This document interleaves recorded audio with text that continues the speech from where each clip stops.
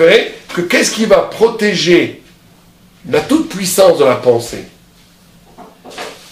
de devenir presque Chas Shalom d'égal à égal avec la vérité absolue que Dieu profère, de ne pas être tout le temps en dessous de l'absolu, c'est le fait qu'à un moment donné, tu vas être confronté à une obligation de la mitzvah, qu'elle soit éthique, c'est-à-dire par rapport à ton prochain, qu'elle soit par rapport à Dieu, par rapport à toi-même, qui va abolir ta liberté de penser. Et c'est cette dialectique du fait, et donc ça renvoie à quoi? Ça renvoie à non pas simplement une mitzvah morale, tu es bien obligé de donner à manger à celui qui a faim, que si tu tues la Torah alors que l'autre il a faim, t'es un affreux jojo. C'est pas que ça. C'est pas que ça. C'est le fait que tu es obligé d'arrêter de penser parce que l'autre il a faim, te renvoie à la condition humaine, à la faiblesse humaine, qui est elle-même une compréhension intelligente de la vie. Vous comprenez le problème ou pas? Vous n'êtes pas avec moi? En d'autres termes, si je n'avais pas le point du chisaron, je serais dans une métaphysique absolue qui détruirait la pensée elle-même. Est-ce que c'est la question d'Adam Arishon, ça, finalement, qui voulait arriver par le fait à... Peut-être. C'est l'explication qu'on peut donner. Peut-être qu'Adam Arishon voulait faire entrer chez lui le chov. Il y a beaucoup d'explications. Mais en tous les cas, ce qui nous intéresse, c'est que comme c'est un don, cette pensée, comme c'est un don, quelque part, on a volé le feu de Dieu. Quelque part, c'est pas pour nous. Quelque part, c'est quelque chose qui nous échappe totalement. Quelque part, c'est une dimension de l'intelligence divine qui est presque la chutzpah que l'homme l'étudie. Tous les midrashim qui disent que quand Moïse a reçu la Torah, le Satan est venu et a dit... vous connaissez le midrash? On en avait parlé, des midrash magnifiques. Que tu ne mérites pas, pourquoi donner aux hommes, etc. Non, il y a un autre midrash que quand Moïse a reçu la Torah, le Satan a été voir Dieu. Il lui a dit, mais où est la Torah? Il a dit, va voir le fils d'Amram. Va voir le fils d'Amram. Il a été voir Moshe, il lui a dit, où est la Torah? Et Moshe a dit, moi j'ai pas la Torah. Je l'ai pas. Alors Dieu lui a dit, Moshe, Badayata. C'est dans Shabbat, regardez dans Pétet. Badayata, t'es un menteur. Il dit non. Il dit, moi qui suis le fils de la femme, homme de chair et de sang, je peux dire que j'ai la Torah? Je ne l'ai pas. C'est trop immense pour moi, la Torah. Qu'est-ce que Dieu lui répond? Parce que tu t'es rendu petit, la Torah s'appellera par ton nom. C'est pour ça qu'on appelle Torah Moshe. C'est un texte extraordinaire.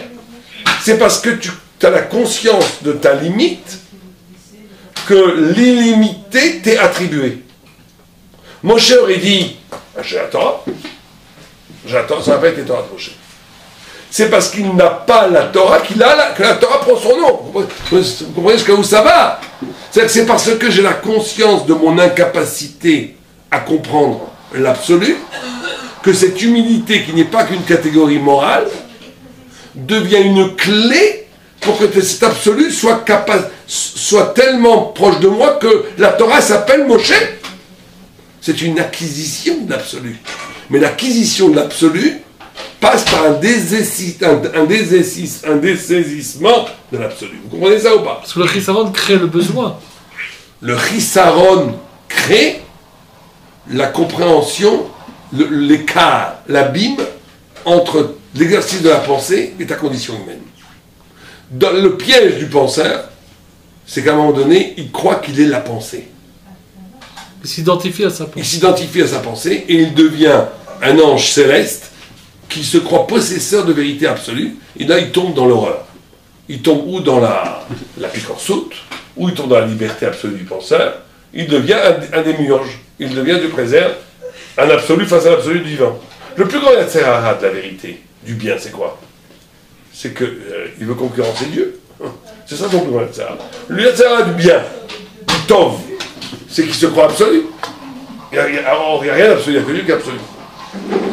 C'est un des psats qu'on dit à Purim, on doit dire Baruch Haman. Mais pourquoi on Mordechai pour l'envoyer balader? Parce que même, il y a un moment donné où même le bien, il faut faire attention. Le bien peut être un yatzerara de se croire concurrentiel de Dieu. Donc ce qui est extraordinaire dans Maharal ici, il nous dit il y a un point de rupture. Il y a un point de rupture. Il y a 3 niveaux. Il y a l'étude de la Torah qui est le plus haut de tout. Il y a l'exercice des mitzvot qui est l'inscription dans la matière de la volonté de Dieu qui est très haut, mais qui est kidnappé par le monde et donc qui réduit la portée de la mitzvah, qui est oublieuse de la trace de l'infini qu'il y a dans le concept. Puisque le concept renvoie à la trace de l'infini. L'action, le rituel, même si c'est un grand sadique, tu rentres dans les catégories du temps, de l'espace, du social, etc., etc. Alors, même si c'est divin, c'est infiniment moins fort que l'étude de la Torah. Et il y a après tes préoccupations mondaines de ta vie quotidienne, de tes affaires, ton business, ton travail et tout, qui sont très bien. Tu es un honnête homme, tu fais ton travail, c'est très bien, mais qui sont encore infiniment moins grands, puisque c'est là où je vous bats, donc c'est vrai, aucun rapport avec la Torah. Mais il te dit à un moment donné, si cette hiérarchie, cette pyramide n'était que comme ça, tous les tzadikim ne seraient que dans la pensée pure, dans l'intellect pur, et ils passeraient à côté du peut-être la plus grand secret de l'intelligence humaine, c'est que l'intelligence humaine est ce qu'elle a à voir avec une lumière divine qui le dépasse absolument, et pour que dans la compréhension de la lumière divine qui t'est donnée, et qui est un miracle intellectuel, tu ne banalises jamais cette pensée, tu es obligé chaque fois, à un moment donné, que cette pensée soit abolie devant le chov, devant l'obligation, qui te ramène à la condition humaine et qui redonne en dialectique à cette pensée cette ligne de fuite de l'infini que tu ne peux avoir qu'en négatif, qu'en ne comprenant ta finitude. Mais le chov est libérateur quelque part. Le chov fait que tu montres que tu n'es pas identique à la pensée que tu étudies.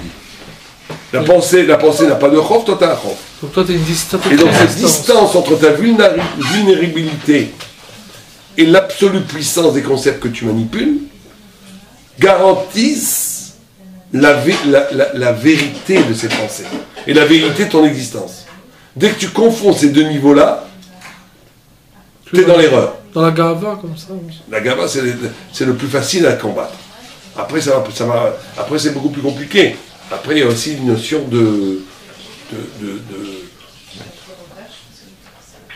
re-questionnement de ton savoir.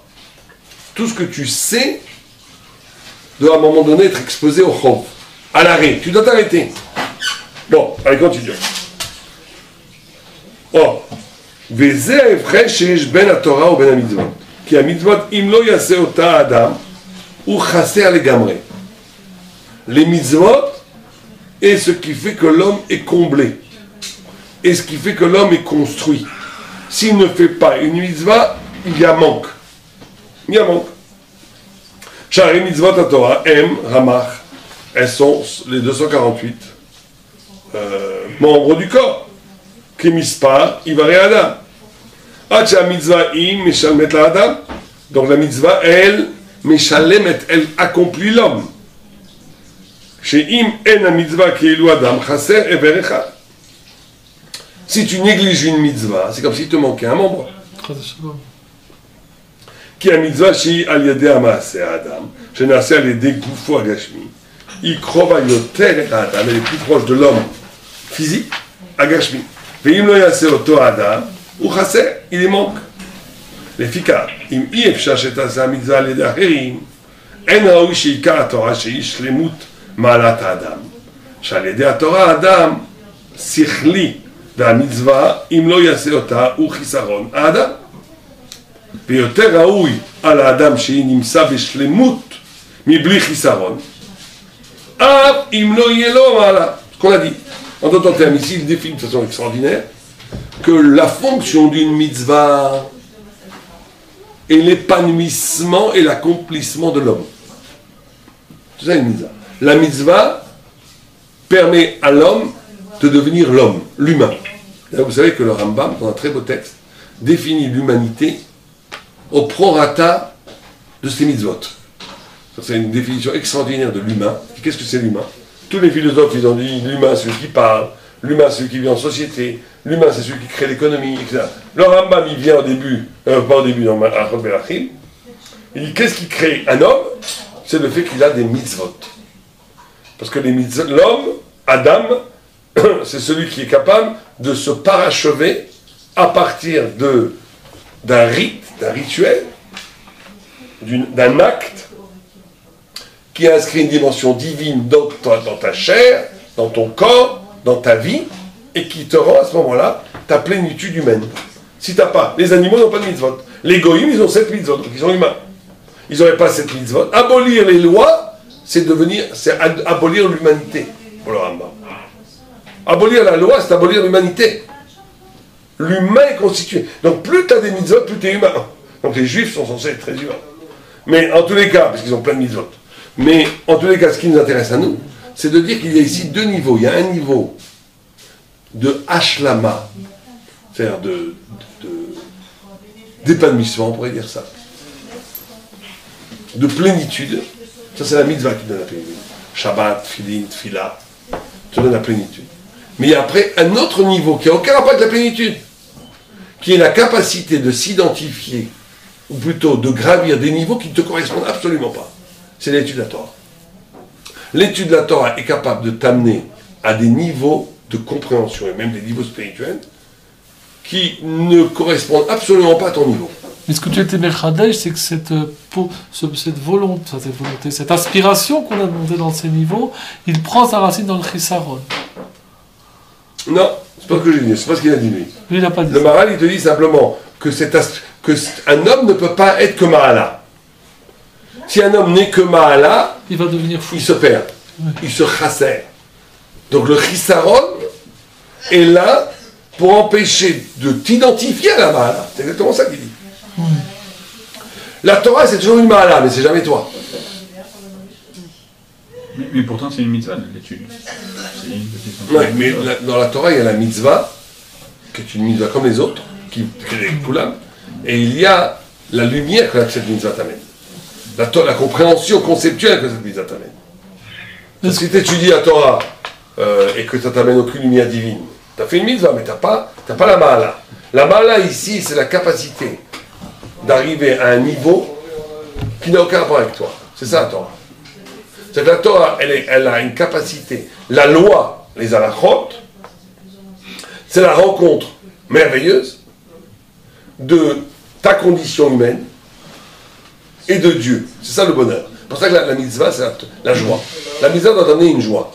Que la joie, la définition de la joie, c'est être né joyeux que celui qui est lui-même. En d'autres termes, né joyeux que celui qui vit sa vie. Né joyeux que celui qui a le sentiment d'exister vraiment. Mais quand tu n'existes qu'à partir d'un manger, dormir, d'un boulot, dodo, même si tu existes, tu sens que ce que tu fais, tu n'es pas heureux parce que c'est inintéressant. Quand tu existes à travers, si tu fais toutes les mitzvot et qu'elles sont extérieures à toi, tu es aussi malheureux. Parce que c'est un jour qui n'a aucun rapport avec ta vie. Quand tu fais une mitzvah qui devient l'accomplissement de ce que tu es, c'est la joie absolue. C'est ce qu'on appelle la plénitude, l'épanouissement spirituel réel. Parce que c'est en même temps toi, mais dans une dimension d'éternité, de divinité, qui prend sens infiniment, pour toujours. Ça c'est magnifique, c'est la mitzvah. La mitzvah, et si tu ne fais pas la mitzvah, tu te détruis, puisque tu es constitué par la mitzvah.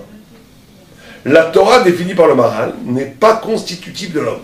Ça, c'est son grand chidouche. Elle est au contraire un continent divin, qui est un pur don extérieur à mon identité, auquel je peux m'élever, m'attacher, me mishtayer. Je m'attache à cette Torah, je me l'approprie. Alors c'est ça ma coucha. C'est que la Gemara elle dit Torah Dida. Torah d'idée. La Gemara elle dit qu'un roi n'a pas le droit d'être mochel sur son kavod, parce qu'il est instrumentalisé par sa fonction. Sa fonction, c'est de donner du kavod au roi, à la royauté. C'est le pouvoir. Donc un roi qui veut faire le hanav, on lui dit monsieur, c'est pas votre boulot. Vous voulez faire le hanav, soyez un vrai. Donc il est obligé de. Il ne peut pas être comme être mochel sur son kavod. Mais la Gemara elle dit un chacham qui veut être mochel sur son kavod, il peut. Pourquoi? Torah d'idée. Sa Torah c'est à lui. Il peut en faire ce qu'il veut. En réalité, c'est pas une boucha. Je comprends. C'est pas une boucha. Pourquoi? Parce qu'en réalité, c'est Torah d'idée au sens qui n'est pas instrumentalisé par la Torah. Il n'a pas de fonction. C'est son rôle. pas parce qu'il a été le réceptacle de la Torah qu'il a su être un réceptacle. Il Ouais. a su faire un creux en lui-même pour accepter cette Torah, qu'une fois qu'il l'a acceptée, elle ne devient pas la sienne. Il y a je sais pas, une digestion, je sais pas comment qualifier ça. Non, mais il dit que c'est une ma'ala. Ouais, elle dépasse le... Et il dit que c'est pas une ashlama. La mitzvah est une ashlama. La Torah est une ma'ala. C'est ça que dit tout le mal. C'est que la Torah, c'est pas que ça devient une partie de toi après. C'est que c'est une ma'ala divine sur laquelle tu peux te mishtayer. Mais ça ne devient pas une partie de toi. Il y a une shayachut, il y a une transformation, il y a une influence. Il y a une Bien sûr qu'il y a une influence. Bien sûr que ça. Donc c'est Torah d'idée, c'est ça le sens de Torah d'idée, non? Oui, mais pourquoi est-ce que je pourrais. La Gemara dit que tu as le droit de te montrer sur le kavod, parce que sa Torah lui appartient. Si c'est une ma'ala qui est toujours au-dessus de toi, qui n'est pas constitutive de ton être, mais qui est une ma'ala que tu peux t'approprier, que tu peux. On va dire que c'est d'idée. La conséquence, ça veut dire cette Torah, elle m'appartient, mais les fruits de cette main-là, le keren c'est à moi, mais les fruits de cette main-là, c'est justement c'est la shpa, voilà, qui est au-dessus de moi, qui me dépasse. Mais en soi, j'ai un chélek dans cette Torah. Ouais, mais après, c'est parce qu'il dit. Je vois, Il te dit que c'est une ma'ala. C'est quoi une ma'ala? Il fait une différence entre la mitzvah qui est une ashlama, c'est que tu deviens une partie de ton être, qui est un vrai épanouissement, et une Torah qui est une ma'ala. Ma'ala, ça veut dire que je peux monter un niveau de compréhension qui ne correspond pas, absolument pas à moi, mais que Dieu me donne. Donc on doit dire que Torah d'idée, ça veut dire que cette relation à cette ma'ala, elle m'est propre. Cette relation à cette ma'ala, elle n'est pas instrumentalisée comme